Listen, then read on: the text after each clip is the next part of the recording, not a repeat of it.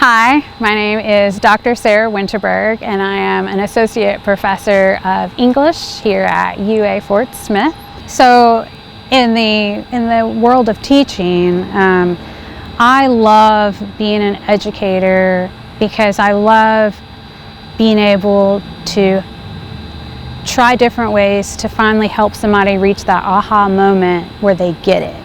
I really try to strive to show we can work smarter, not harder, by using different word patterns, by just some different techniques, and maybe taking time with their writing to kind of analyze their style that they're doing and analyzing sort of what is the structure of a sentence and really getting into like the nitty-gritty of like how they write.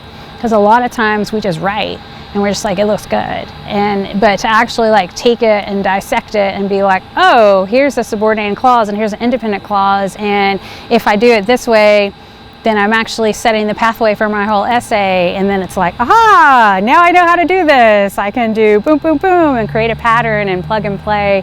And that's the kind of thing I want a student to take from my class, that to know that while writing might not be the easiest thing for them to do, there are tips and tricks and little skills along the way that they can learn to help them be more efficient with writing and maybe even enjoy it over time.